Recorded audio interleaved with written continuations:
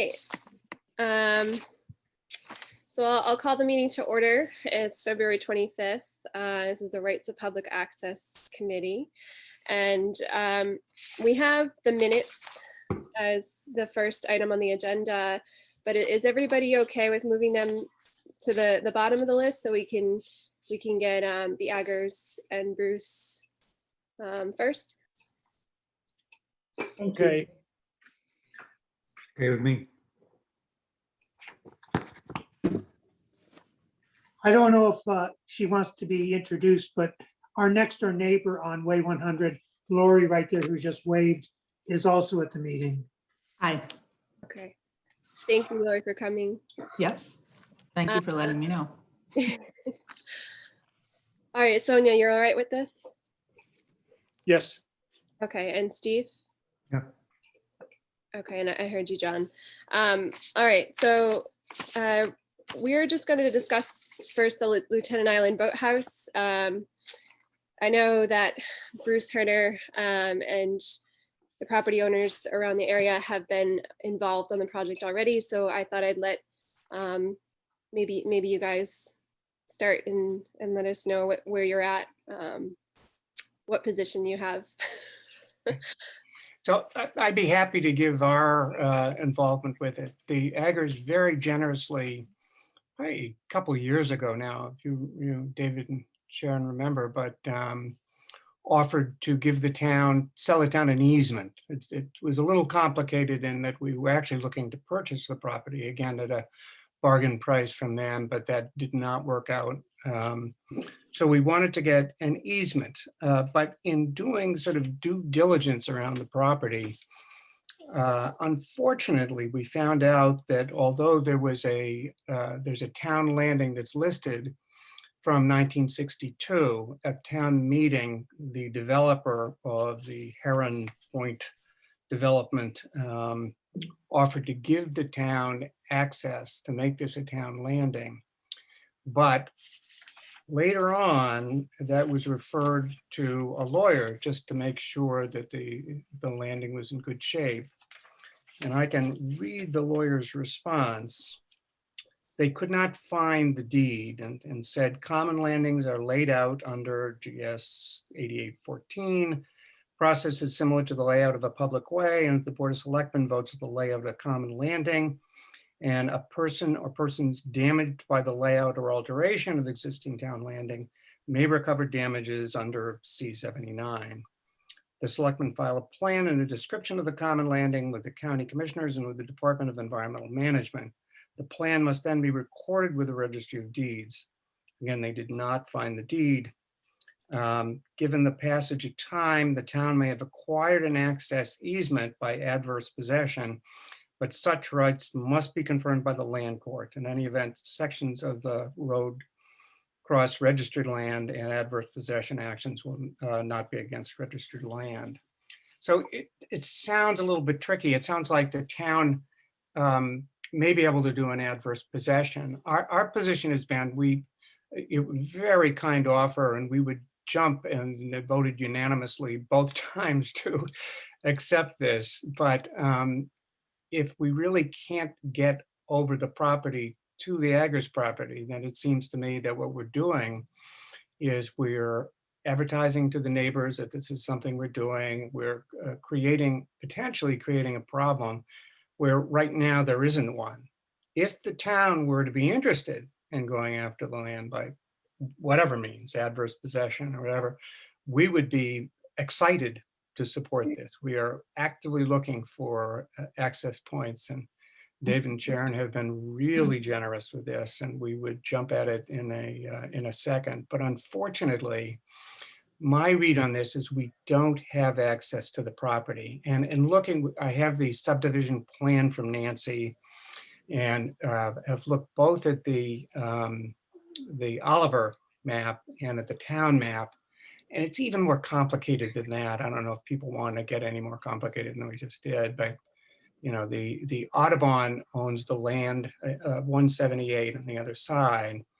And Bob and Melissa had said, well, that road that exists there is our road now. It's not Blue Heron. it's actually, that road, it probably was true at some point, but what's happened over time is the land has moved inland, and now it's sort of both on Audubon land and on the Blue Heron land. Just makes it that much more complicated as far as we're concerned. Audubon has been very good, as Nancy and others know, John Reel, about trying to allow access. And so I think that that would be very workable. I have questions about the cutting across the other property. And unfortunately, I don't know how to do the share, so I'm not sure I can and show people the maps. So if you go down to the bottom of your screen, Bruce, Yeah, and you kind of move your cursor where like the microphone and stuff is, there's a green thing that says share screen. right. And I haven't blocked it, so you could just try, and if it doesn't work, I'll try and figure it out. But then I don't know how to get the thing on. Let me just do this. If I'm gonna put up the map, and this may or may not be visible. I can We'll try. I can share it on mine. Let me see if I can try. Can everybody see that? Yep. Yeah. Mhm. Great. Let me see if I can zoom. So we're at the northeast corner of Lieutenant Island. Does that work for you, Bruce? Yeah, that's perfect. Yeah. Okay. And so the subdivision. So this, if you look at the very end, and again, in this picture, you can see that the road, which Audubon was saying was theirs, certainly the parking lot is on their property, but a good part of this is on Heron Point Road.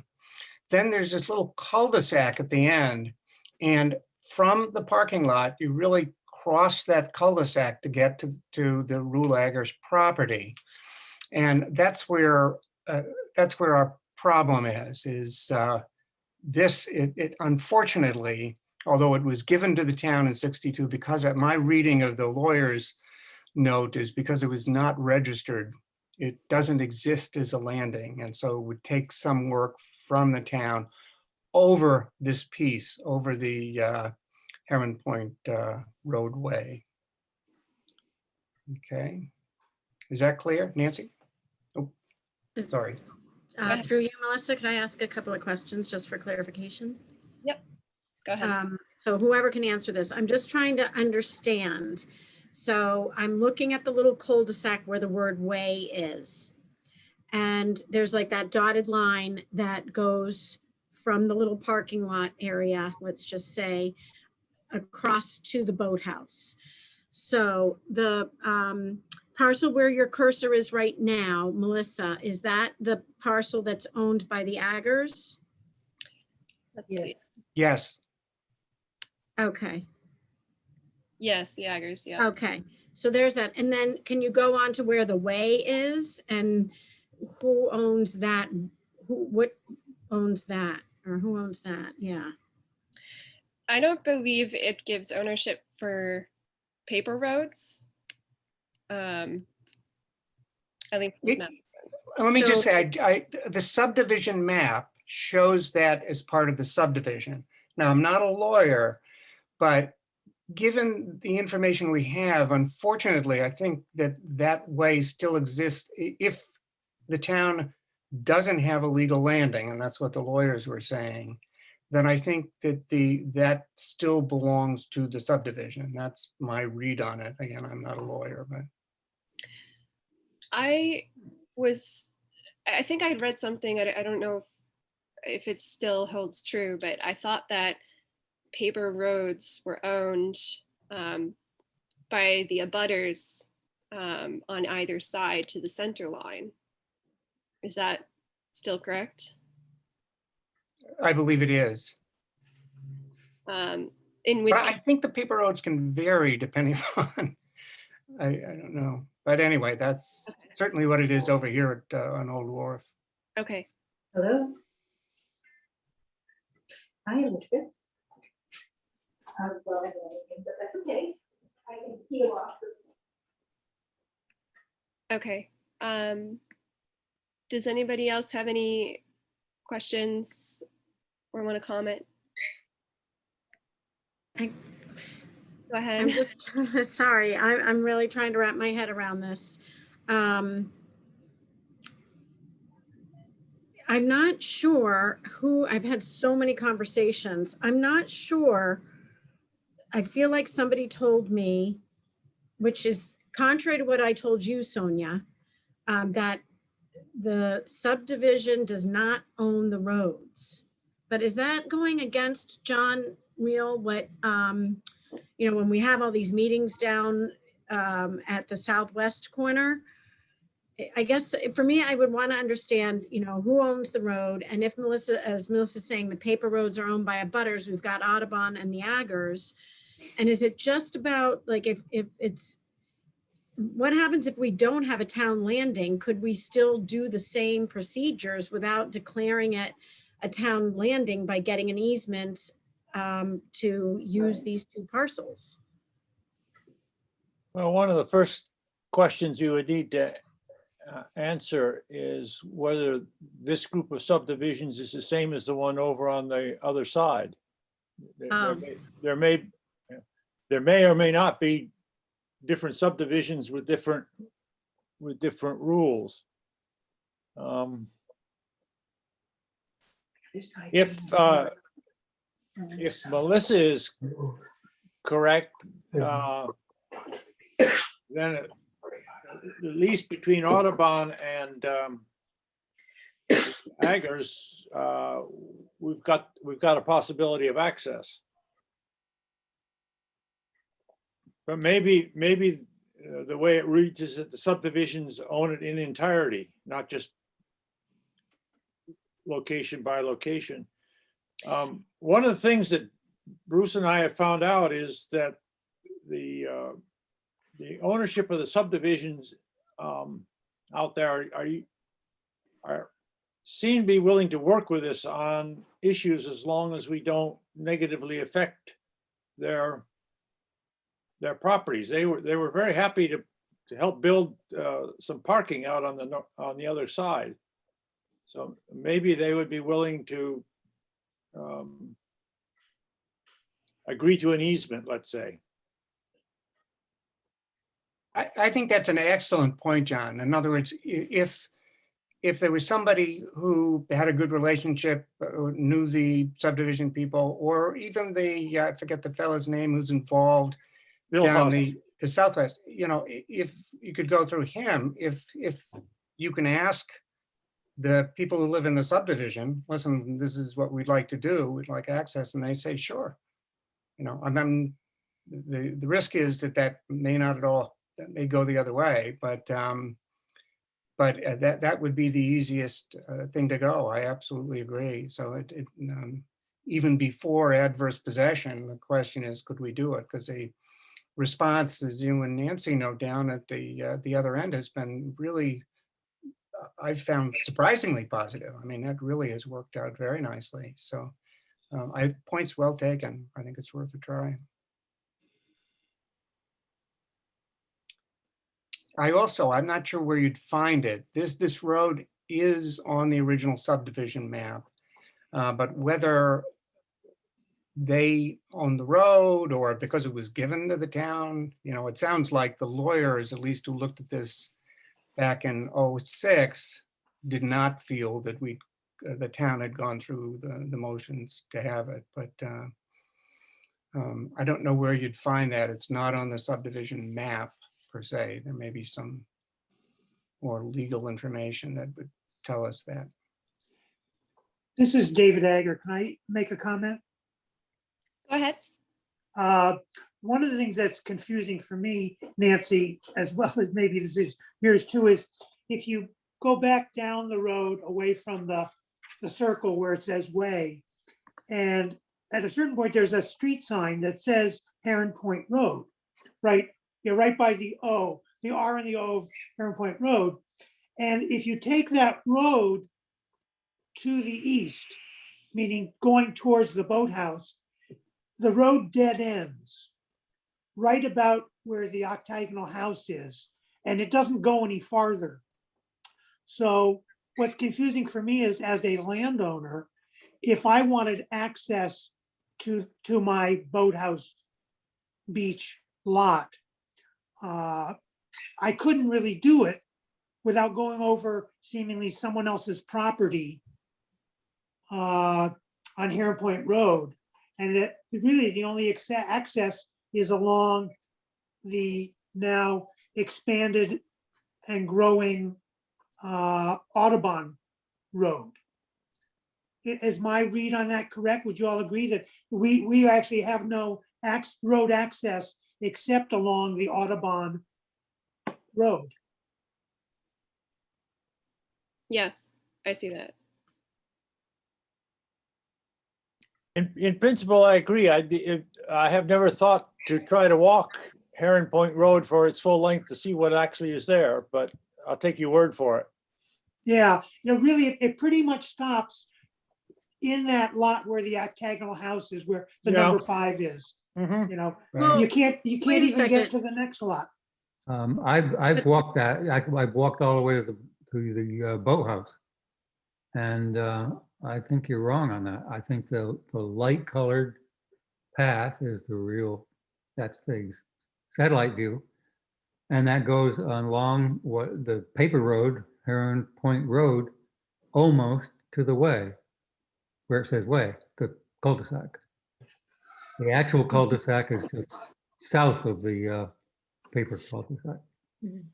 I agree that because where you see kind of the end there of the road and like where it gets kind of muddier, like that's kind of the turnaround that people use, and it's very muddy on the right-hand side, but people park all along like the top part there. If you move your cursor up, Melissa, keep going right, and then go down right there. Right. So that is the fence along, I don't know if there's a fence there or not, split rail, but that's where people park. I'm there every day on patrol. So that I believe that to be the correct satellite picture of what I see with my eyes. And then the little access to the boathouse is right there. I guess what I'm saying is, looking at this map, the Heron Point Road sign is back between, right at the corner of 6 and 7. And if you take that road, that's actually the Heron Point Road where that yellow line is above the words Heron Point Road. That's the Heron Point Road. It's not where you drive to get to access to the boathouse. I believe that's the Audubon paper road. That's not Heron Point Road. That's what we thought too, David, but I think in looking at both, because when you look at the town map and when you talk with the Audubon, that's what they say. When you look at this map, and I did it again just before the meeting a couple days ago, it's quite possible that the Audubon Road has migrated.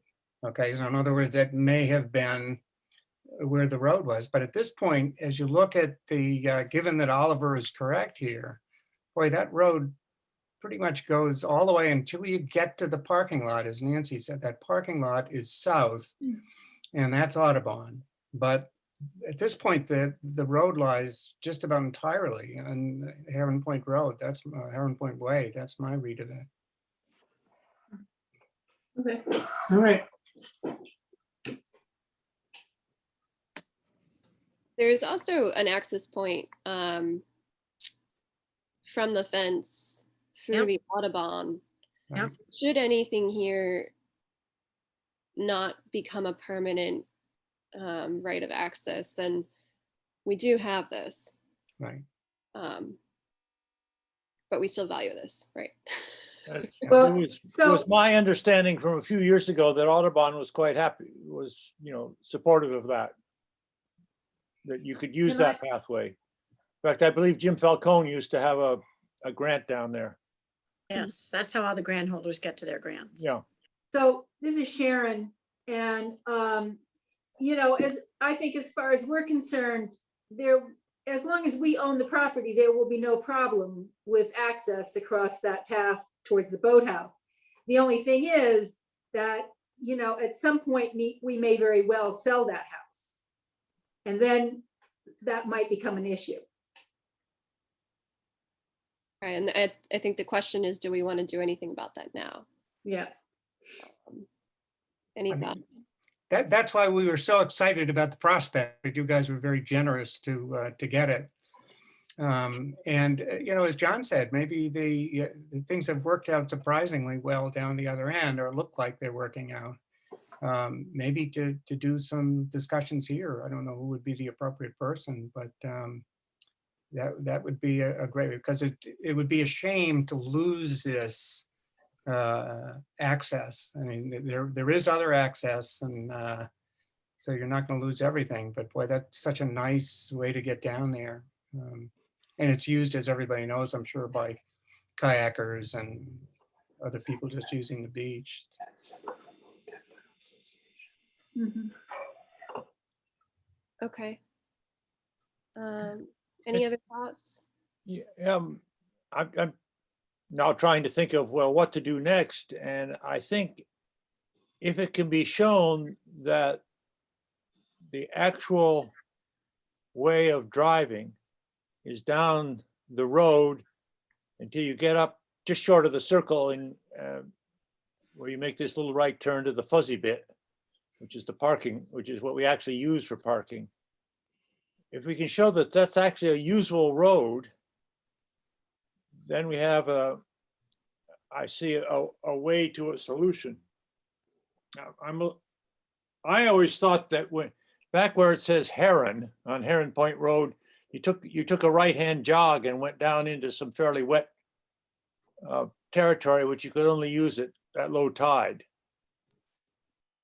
But I could be wrong, and I think it'd be great to show that that is a drivable open way for 90% of the distance.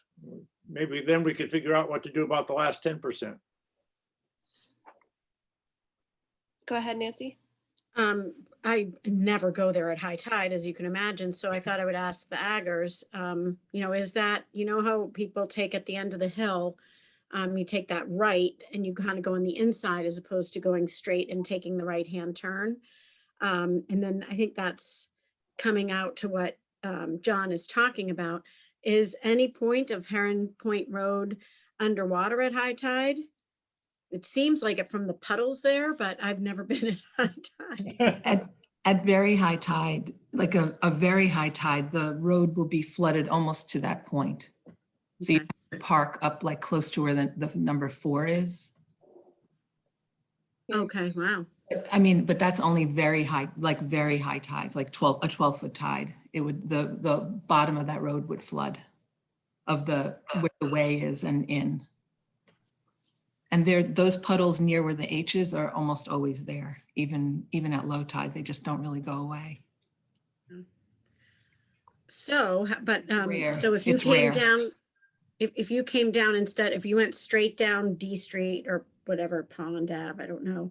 And then, so instead of going where Melissa's cursor is on that road, if you went straight and then took a right and then took a right, you'd really almost be able to, at all times, that would still be an access way in. That would never really be underwater.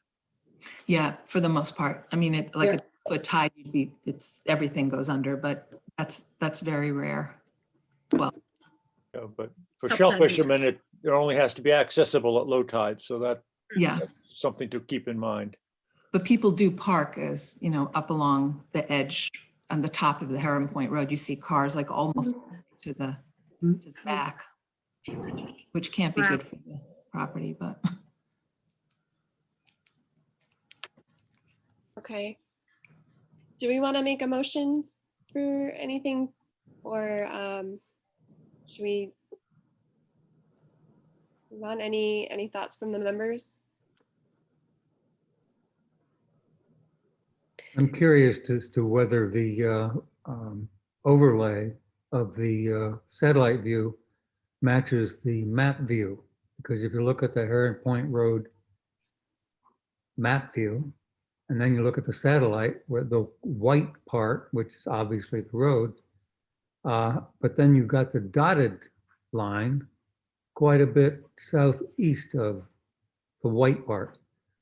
So I'm thinking if you move the satellite view southeast 20 feet, then the dotted line and the white line would line up. Is there any way of knowing whether, how accurate that overlay is? I don't know what map program you're using, Melissa. This is from the assessor's database, I believe. Is that right, Nancy? Yeah, and it looks like these dotted lines here are pretty accurate, so I don't know what happened here. I don't know if the land shifted. I really don't know. Yeah. Have to get a surveyor out there, I guess. I have to say, we use, this probably comes from Oliver, the state mapping program.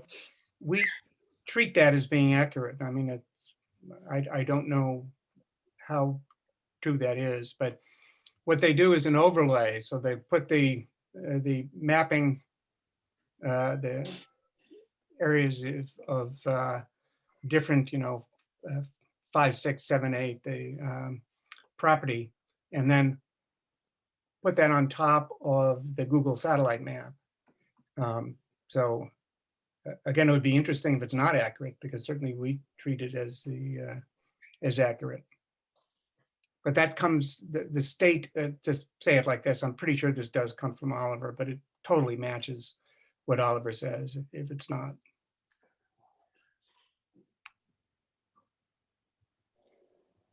There's Well, one it sounds now. as though one, Melissa, one action item would be sort of in two phases. One is to get a surveyor to actually lay out Herring Point Road. And then that's A, and then part B is go walk it and find out what it really looks like in terms of the feasibility of actually using it. Using the dotted line, you mean? Yeah. Okay. If you're driving out to where it says way at the end where the Agger's property is, are you actually driving along what is shown to be Heron Point Road, or is it somewhere Yes. else? Well, my understanding is that the yellow is the accurate property line, and then the satellite is an accurate layover. I guess a surveyor could only affirm But that. what a surveyor would do two things. One, he would confirm that or not, but secondly, he would put some markers. And the markers would be there when we go and see if it's actually practical to use it. Okay. And that would probably cost about $1,000, and we would have to talk to the select board or probably just go to the town administrator about how we would get that money.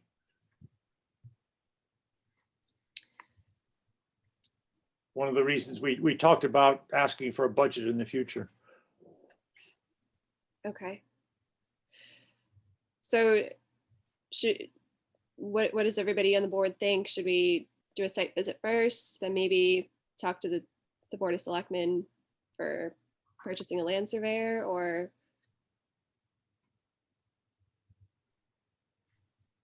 I think it'd be helpful to, I mean, I know we've been there before, but it might be helpful to do a site visit with other parties, all these parties involved, if they're interested. Yes, Yep. Okay, that's good.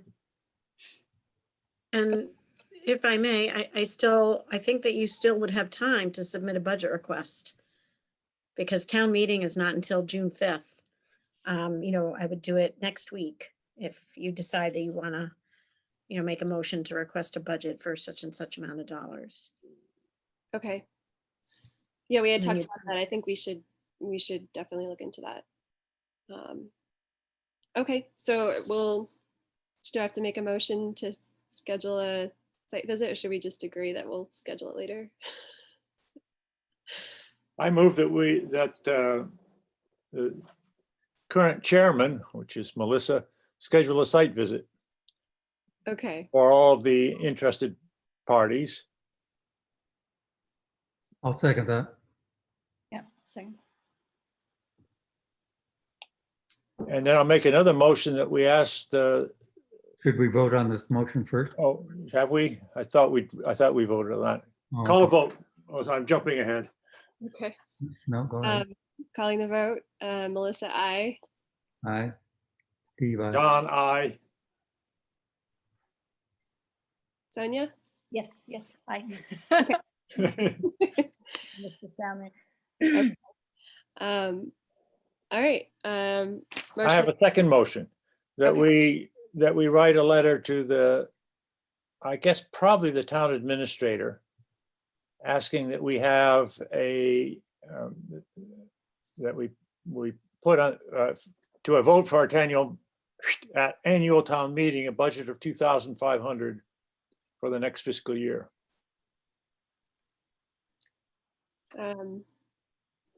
how did you come to that number?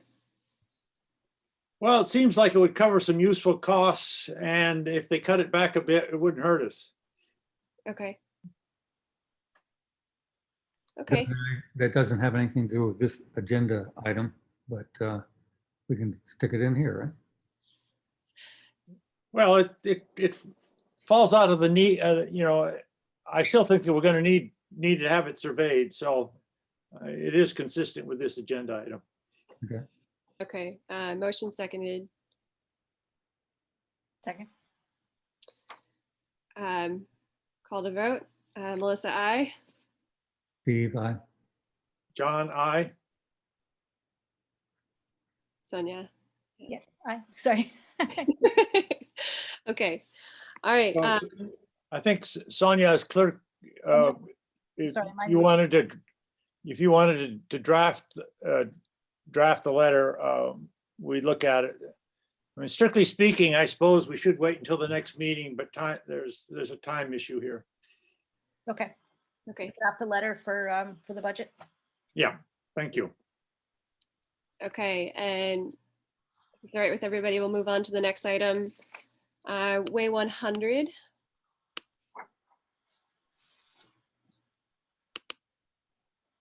Which is here, way 100. In front of these privately owned lots, which I believe this is owned by the Aggers, is that right? No, No? Oh, sorry, the I had next it one? backward. we're 153, 153, okay. but Lori is the one. Yeah, that's me. 154. Okay, got it. Okay, so my understanding of the issue is that we have this shellfish access site here with a mud pit that has prevented easy access. I myself have been parking on the side of the road, but I know that's not, I'm not sure if that's actually, it's not going to be a sustainable way to keep this access. So I think that our committee had been looking into improving the access by potentially using this town-owned parcel. Does anybody have any thoughts here? I know that this is a privately owned plot that technically has a driveway inside the way, but there really is no parking here that we could use to move through the land to access the shellfish beds.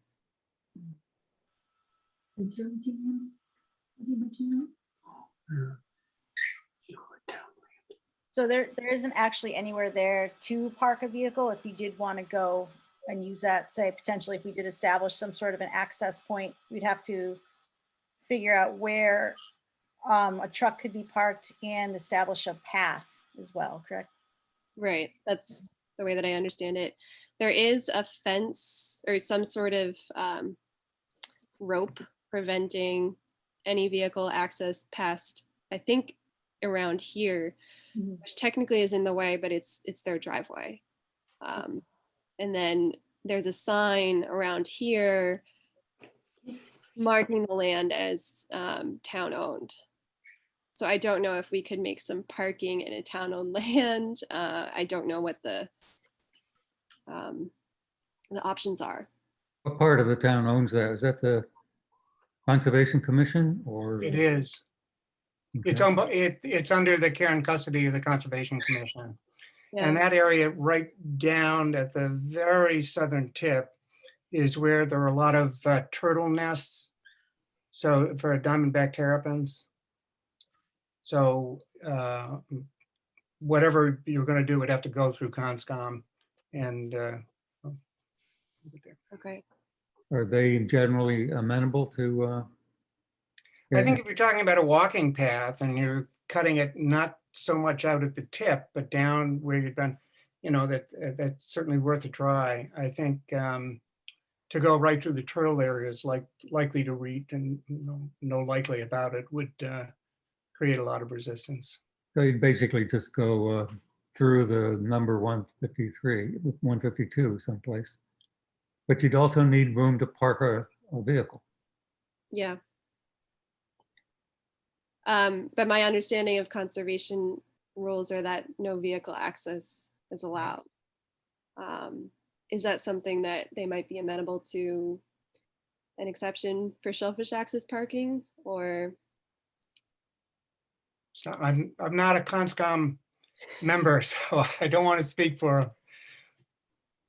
But I'm just to let people know it is under custody and care. And again, the southern part is used and the Audubon is actively involved and they have a management plan for the turtles for that property. So I'm not sure whether you might also have to go through Audubon, but certainly for the Conservation Commission, you would. And I don't want to speak for them. You'd have to put a proposal forward and see what they say. Okay. Any other thoughts? I think the other option was to potentially fix the mud pit, but I think the issue was whose responsibility that was. About fixing so we own, I didn't know that when we bought this, but we found out, I think it was Jim who told me, but that apparently we own a good portion of the road, which is basically the marsh that people drive through.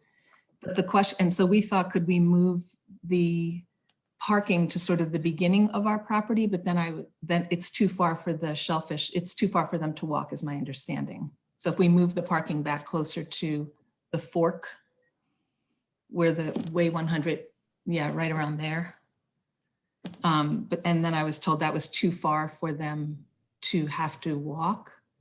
So then the question is, can we, if we limit it just to shell fishermen and we put up a way that like the aggers and we'd be able to unlock it and the shell fishermen would be able to unlock something to get their trucks through, would that be something that would be palatable? Because the problem is there are just a bunch of other people who just sort of drive there not realizing that it's dead end and they have to turn around and go back. So it's like, it's basically people driving through the marsh.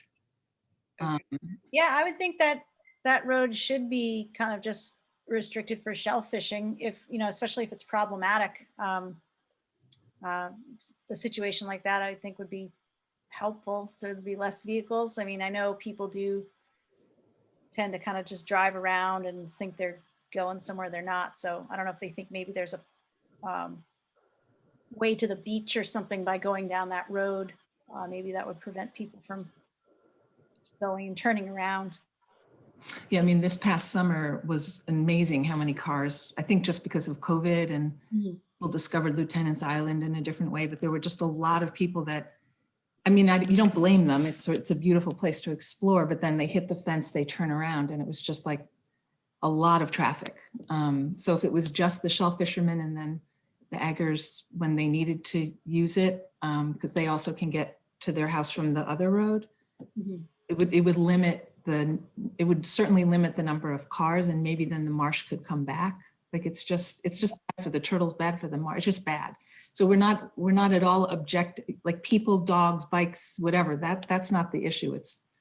It's just like a car or trucks and that don't necessarily even drive slowly. Like it's just not good for anybody. Right. I would think vehicles getting stuck as well, kind of in the spot where the mud is, people they don't have 4-wheel drive, or if they're not sure, Yeah, they're probably spinning their tires and turning up. We actually have seen somebody, this was years ago, but we've seen somebody in a SUV, a Mercedes SUV, drive up to that split rail fence look at it for a moment, back up and then try to drive around the fence. Oh, You can imagine how Oh, that okay. turned out. But we're totally in agreement with Lori here. We don't have any objection to, if there's a way to allow shellfishing people to access on that road and park in front of our house, whatever, without it further destroying the marsh, we're fine with it. But we're pretty sick of the, tourists have legs, they can walk. yeah, absolutely.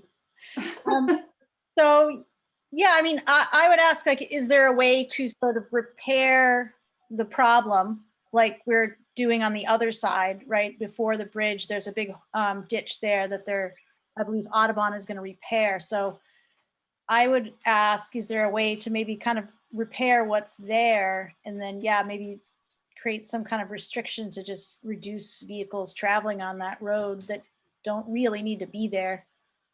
Maybe that road does flood regularly though. Okay. So yeah, I mean, It might be one of those situations where you repair it and it just, yeah, happens again. I don't know. It's not a road. It's really, it's, yeah. Right. yeah. Nancy's had her hand up. Go ahead, Nancy. Oh, sorry. And I just, I'm not trying to be confrontational, but that has been a road for decades.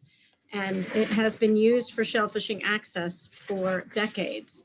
So I know that it's right on the edge of the marsh, and I totally agree that we want to be responsible about it. But my colleague Chris has worked here for more than 20 years, and I, as a child, would go down there. So I'm 57. So this has always also been a road, and we do want to create respect for it, but it's not people driving through the marsh. It's always been used as a road, and let's try and figure out a way to preserve that access and to have it be in a respectful way for the owners, for the marsh, and the shell fishermen. I mean, that's what I'm hoping, that it would be used for shell fishermen. And then there's just one other family that needs to use it, and that's really it. It doesn't have to be driven upon by anybody else, really. So they literally could park sort of in front of our house. Like you could put your car there or park at the end where Lieutenant's Island Road is and walk, or, I don't at all object to the shell fishermen. That's not at all when I'm saying it's not a road, I'm not implying that shell fishermen shouldn't use it. I just mean people just, their joy, their whatever. It just. I agree. I agree. Yeah. I just don't want us to refer to it as it's not a road. It Okay, has yeah, been a road. Okay, I apologize. Okay. That's not what I was. I want That's to not work what- together with everybody, but I just Okay. have a little. Someone said it was our property. Bruce, go ahead. Because it's I had a question and a thought. Is Way 100 a public way? No, No. Okay. We have to pay for any utility repairs. And plowing and everything else, yeah. But Bruce, that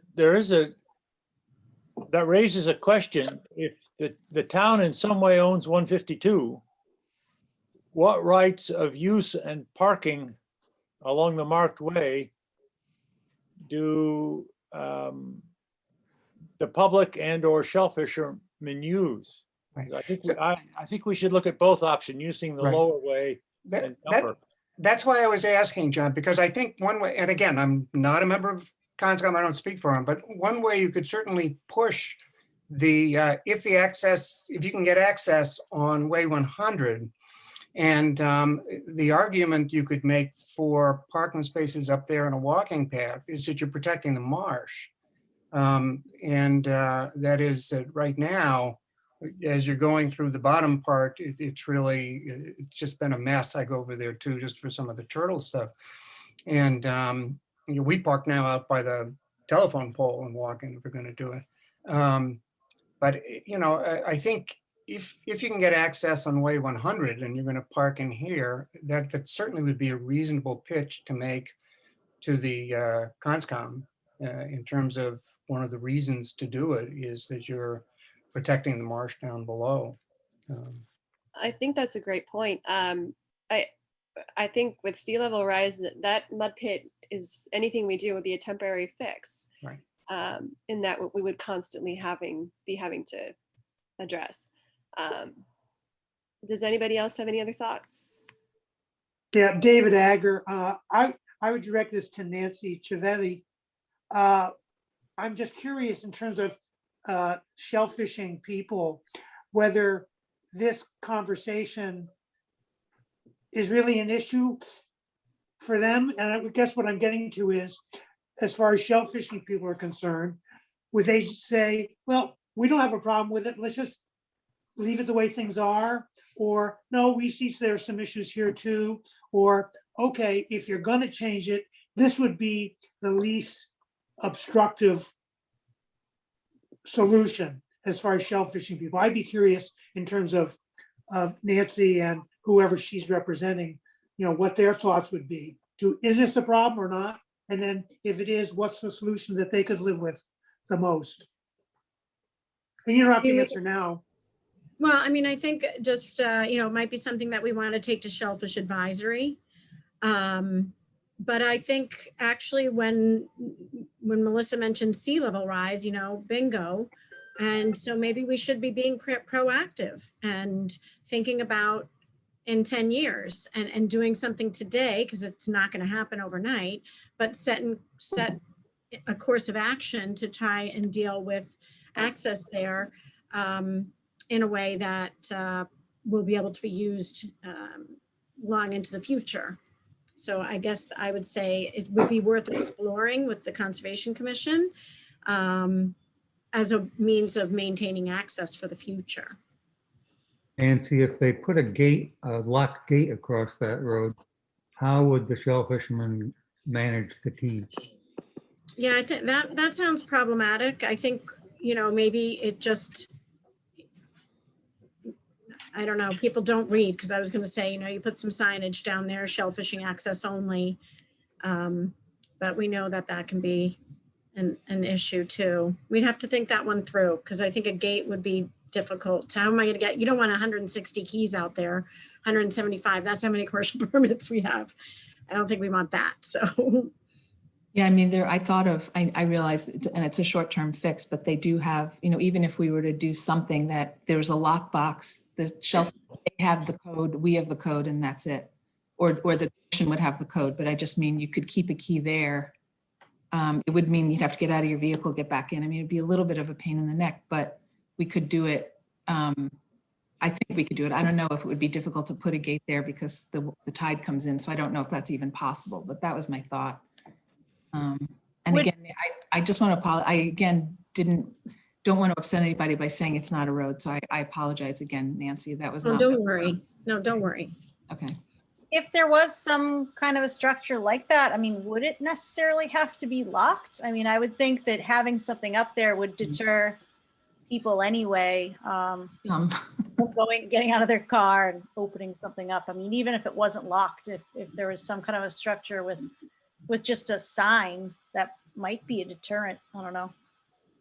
I mean, only people that actually need to go out there and shellfish would go and open gate and put their truck through. But I would think that the person in the BMW might just turn around or, Right. He was pretty convinced it was the way to the beach. Yeah, so just no vehicles other than, and then, walkers, bikers, joggers, dogs, everybody else is welcome. It's just, we don't want Don't to. say dogs, you'll have Audubon on you. Dogs on leash. There are two other issues that we have to consider about using what I'll call this the lower road as opposed to the upper one. One is that when you get to parcel 152, that's actually owned by the Conservation Commission, and their rules prohibit motorized vehicles. Well, you can't actually drive that far. I want to say, where is the end, Melissa? Is it that dotted line? The black dotted line? Well, this is the last house, so I think it must be around, because it's past the house, right? Just Right. slightly, right? And there's like a little. It could be here. Okay, so you're comfortable at the moment to park at about the southmost boundary of 153. I believe No, as far as no. goes? I think it's probably by you see Oh, 195.81S. Okay. So where you see where the house is, it's right along, the split rail fence is right along the line going that way, correct, right there. So that's the That's where current the split parking rail is. area. Yeah, so then That's the it'll, split rail fence. Okay, But if they Then- parked up top, they wouldn't be driving downhill, right? that Can't they resolves park up my top issue. and walk down? Okay, the other thing to note was that the Audubon is working on a parking lot. I'm sorry, I'm not getting too sidetracked here, but there's a lot of actions in motion here that make space for cars.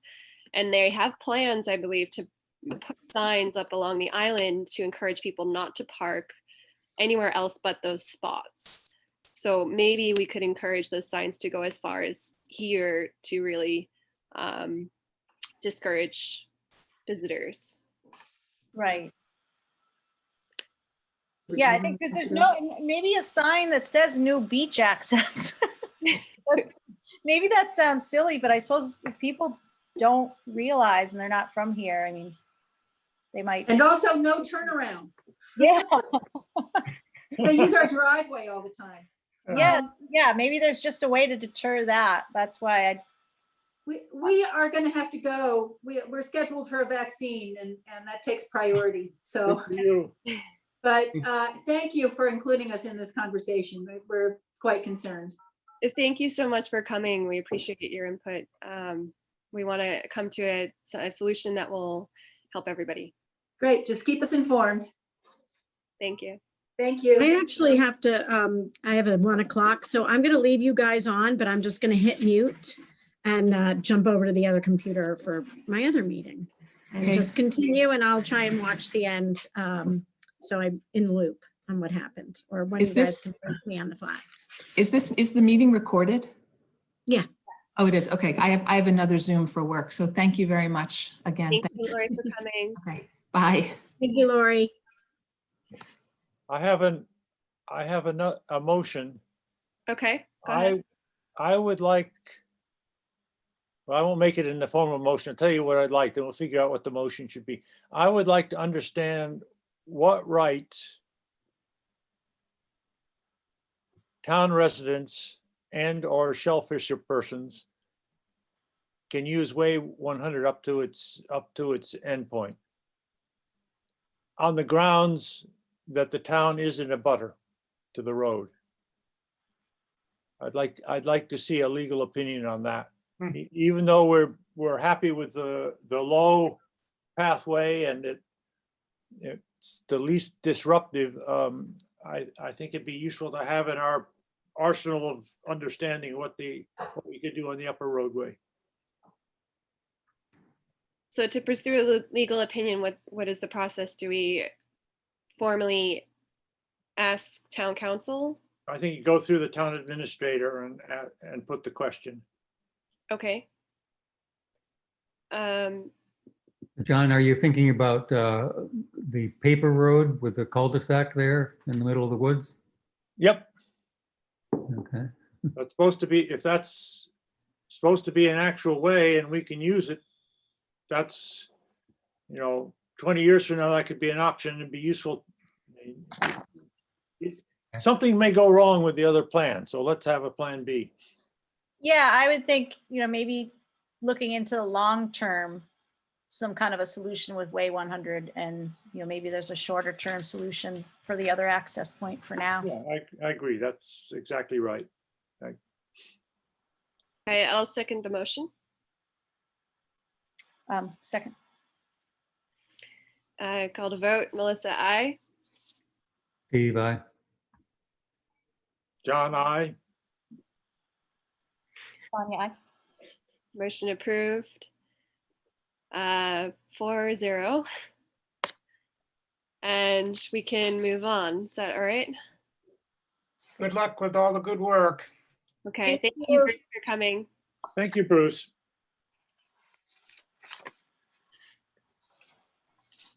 All right, the southwest corner of Lieutenant Island. John, I think you were in attendance of the Audubon meeting? Do you No, I have- think we've already heard a summary that there's I recall two things that came out of that meeting. One is that the local owners are prepared to create a parking space, which will, I've heard 8 cars, 10 cars, but the idea is to keep people from parking on the marsh during the summertime. So that they're not only going to put in a parking place, they're going to try to put in barriers which keep people from parking on the marsh. And the other is that the Audubon agreed to put up a fence rather than stones as you go down the road to the south till you get to the beach and the shellfishing locations. Okay. I would say pretty much resolves the issue, is it right? Yeah, pretty much. I watched the meeting as well. And I mean, it sounded like, you know, they've got a plan for putting, whether it be rocks or poles with ropes to kind of, I'm trying to look at the map here, just, you know, separate the marsh from the road. And, you know, they say ultimately people might start parking on the side of the road, but at least it'll keep them off the marsh. And yeah, they're looking at parking spaces. I think they said 8. And putting up the gate for the emergency access. I know that was Jim's concern, so that you can get vehicles down there in case there's a problem. So I feel like that resolves that.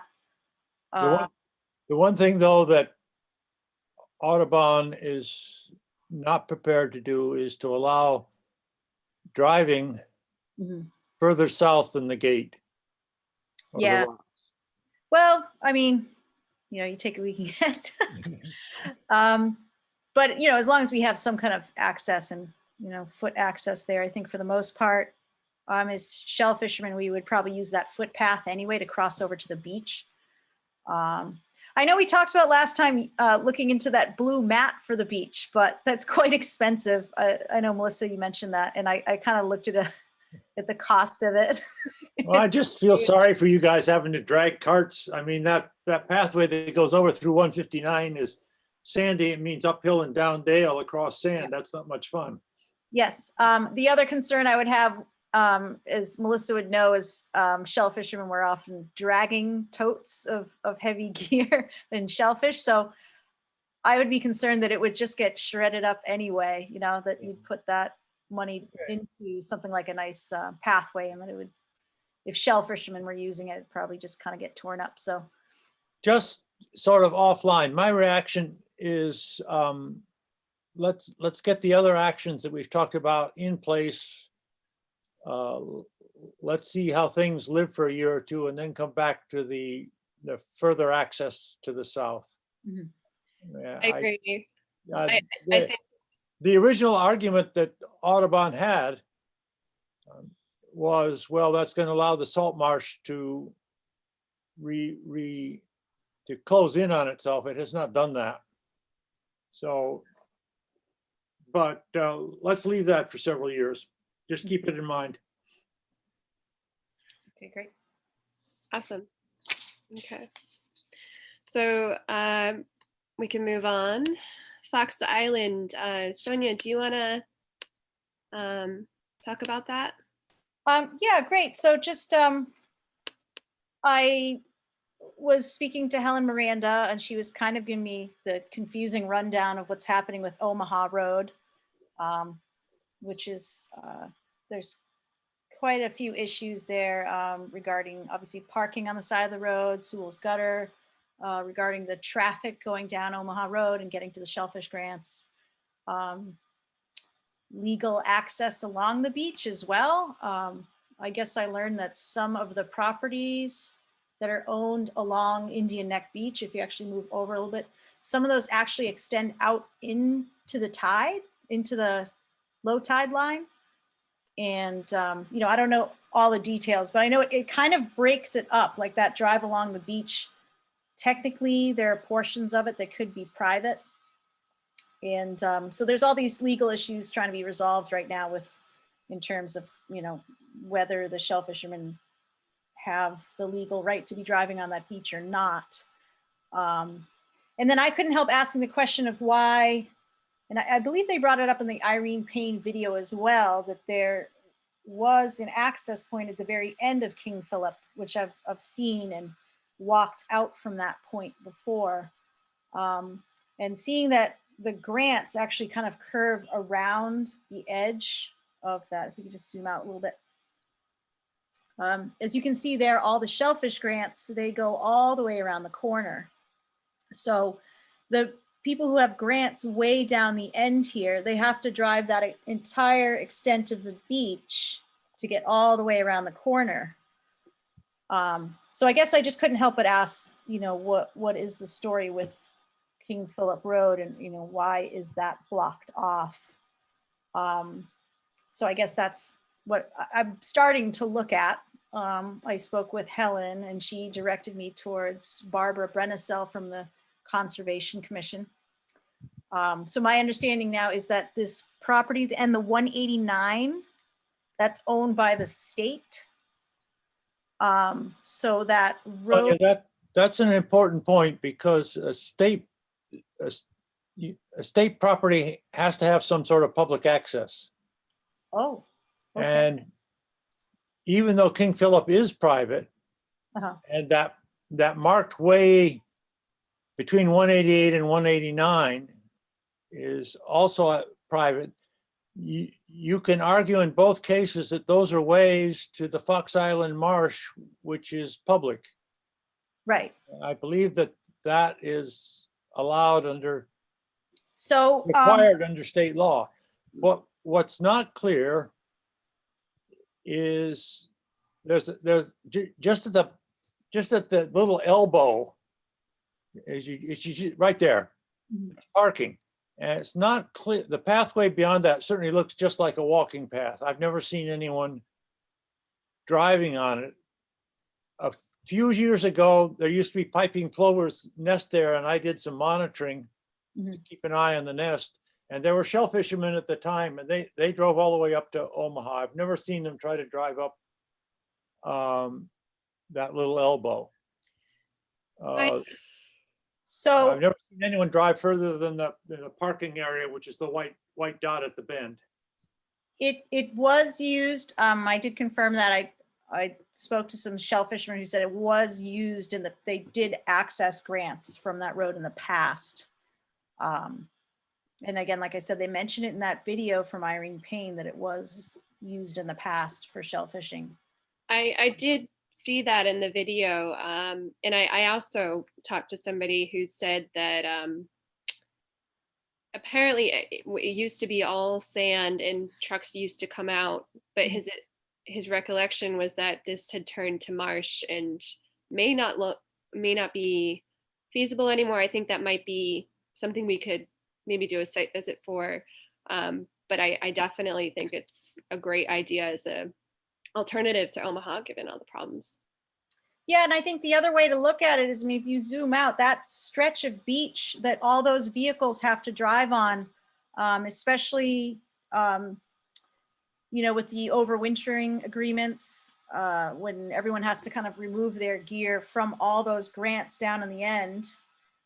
And, you know, there's all this gear that gets moved off of the beach and then moved back on, plus all the weight of oysters that people are being pitted. So there's a lot of weight going onto that beach, that stretch from this end of Omaha Road all the way down to where that little opening is, to that parcel 189. You know, I just can't help but to think, like, why can't we reduce that traffic on the beach? I mean, surely there's issues with erosion and things like that further up here. You know, if you can cut down the amount of beach driving that those grant holders at the end would have to do, it just seems to make sense, especially, you know, even if it were seasonal. I think I spoke to Nancy about that. You know, what if it was even just part of the year or something like that, like when people are pulling their gear off and putting it back on, which is generally winter.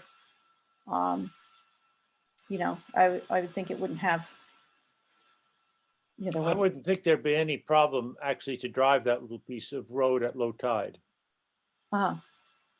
And yeah, like I said, I mean, it has been a road previously. Right. No, that's an interesting thought. I think we should follow up on that. I So agree. so Barbara mentioned that we just, I'd have to contact, it would be a question to pose to the state. In terms, because it's their, basically they're saying it's their road effectively. No, I don't think it's a state road. I think the public has the right to use it in order to get access. Okay, That's another legal question. I was just wondering to myself, I think we're going to come up with several legal questions. I don't want to change any of the earlier motions, but one thing we might do is end up with a list of legal questions and ask a lawyer to join a meeting. I think that's a great idea. Okay. Should we make a motion for the next meeting? second.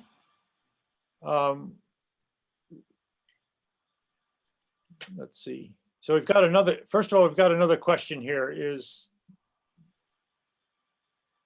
do we have a legal right to drive down King Philip Road and directly on out to the Fox Island Beach? Yeah, so we'd be establishing whether we have the right to do it, and then we'd still have to go through the Conservation Commission, correct? Because technically it's considered Probably, yeah. wetland, right? Yeah, So, it's a wetland. That's a good point. so So I move that we ask legal counsel if we have the legal right, it being Fox Island beaches being public, to access through the old road. Seconded. second. Call to vote. Melissa, I. Sonia, I. Steve, aye. Aye, John, aye. 4-0. Motion passes. Okay, so now we have about 3 motions that involve a lawyer, and I would just suggest that we don't have to put this into a motion, but we suggest to town administrator, the way to handle this is to have a conversation with the lawyer directly, and it might be possible to have that offline. That is to say, private, on the grounds that we're receiving legal opinions. So we ought to put that question too. I know the Conservation Commission does that. I know the Board of Selectmen do it. Why not us? Okay. All right. Who's going to put together the list of questions to ask the lawyer? Whether we ask him directly or through select board or through the town administrator? John, you said you were thinking of other questions. I think we've talked about it. We've covered them all now. I think the way to proceed is why doesn't Sonia draft a letter? We'll agree to it at the next meeting. Okay. So I'd be drafting the questions. Drafting the questions and then put the question, and it might be useful to talk to the lawyer, and should the legal opinions be, can we do it in a way that they're confidential, or should we do it in a way they're confidential? Okay.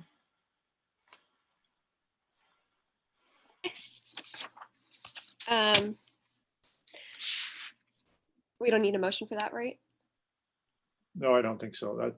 That's just asking advice. That's asking a specific question.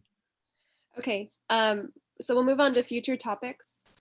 I have a couple. Does anybody else have ideas? I had started to share with Nancy a list of shellfish access points as currently used. And following this discussion today, I might add to it as potential future uses. And I've got to clean it up a bit. She and I had agreed that we would look at it back and forth and then put it before this committee for discussion at the next meeting. So I'd like that to be on an agenda point on the next meeting. One of the things I'm thinking would come out of this is we might recognize where there's some gaps. You know, one that particularly comes to mind is that with the Herring River being open, there's going to be a lot more interest in shellfishing out at the gut area. And I just wonder if there's sufficient access points out there. The gut area, just to be clear, actually, can you zoom out, Melissa, and we'll go to that area. So Herring River. So there is so shellfishing is restricted. There is a line that goes across. But that'll change. That's, oh, okay. When the dike gets opened, that line won't be necessary anymore. Oh, okay. So then, oh, so I see what you're saying. So then at that point, we need to establish other access points. We needed to be, we're going to get the expectation is to get all sorts of new healthy shellfish up there. Now, how do we get at them? Does the plan for the new dike have an access built into it? I know it has parking spaces. I'm not sure. I know on the upstream side, there's kayak access, which I and others have lobbied for. And I've also lobbied for kayak access further upstream. But until I started to put together this list, I never thought about shellfish access. So we should talk to the Herring River restoration people too. Mm-hmm. There is a parking area if you cross the bridge and then turn east or left. It's called Fisherman's Landing. Yep. That road is in awful shape. But that parking area is owned by the seashore, but they've granted town rights of use. Okay. And that might turn out to be extremely valuable. Keep an eye on. Yeah. Okay, well, we'll put it on the next agenda. Please do that. Okay. I had talked to Nancy and I think she was interested in potentially writing a letter to the homeowners association around Omaha Road. I think it's a Field Point Association, just to get involved with what's happening here. I think we should talk about what's really going on here. I think it's a great idea to add the Fox Island access if it's possible, but I think we should talk about Omaha. Yeah, I agree. That's a good subject. And then the last thing I think I was interested in talking about it, the select board in their February 9th meeting, I think had been talking about the purview of the open space committee and whether or not putting parcels into conservation or keeping them in town ownership was best for both conserving the lands and preserving access as shell fishermen, for shell fishermen. So it doesn't necessarily have anything to do with this, but I think we should at least be aware of what's going on because it'll change the rules, I think. I don't know. We can talk about it at the next meeting if that sounds okay. I would, the parcel that extends out into Chipman's Cove, which the numbers are a bit fuzzy here, 289. Is there significant shellfishing at that point? Yeah, I would say so. Okay, so it's important to get there. 239. Yeah, I've been actually working in this. 239, yes. Yeah. I think when they brought this to the select board, one of the issues was that there's a potential for any storm to make the road impassable, in which case they might have to move the road, which they couldn't do if this was going to be conservation land, which ended up bringing up the point that whether or not the town really wants to have land in conservation in case they might need to do something like this. But anyway, I thought maybe we could stay on in touch with what's going on there.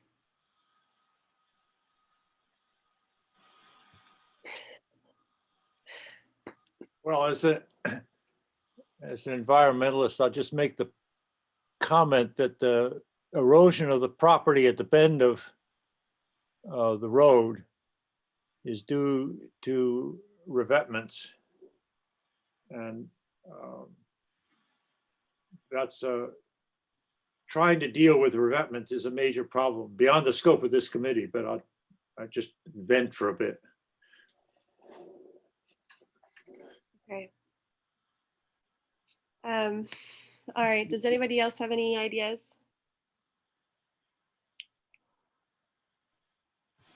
So we'll have a letter or letters to review, talk about shellfish access points, talk about Fox Island. Have I summarized what's going to go on the agenda? Herring River, you mentioned? Herring, that's right, Herring River. I'll try to find out some information about that. Yeah, Omaha. Steve, are you up to being running the next meeting?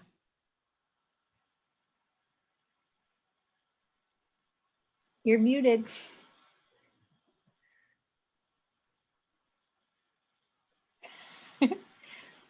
We can't hear you, Steve. Can you unmute? I'm going to be traveling. And what are the dates, Shirley? 1st to the 18th. 1st to the 18th, I'm not going to be here. But you might be able to check in on some of those days. I might be able to check in from wherever I am. Well, if we hold once a month, you'll be back by the time that we would schedule the next meeting. Okay, good. Then I'll accept the duty of running the next meeting. John, as long as you rein me in if I go way off the rules. Thank you, Steve. I thought that the job of the person running the meeting is to keep me on the rails. Well, I don't know where the rails are. Oh, well, makes it more fun. Good job, Melissa. I thought this was a useful meeting. Yes, Thank you. here, here. I Good. tried. All right, motion to adjourn the meeting. So moved. Second. Yeah. Aye. Bye. Motion approved. Right. Okay. Thanks, everybody. Bye now.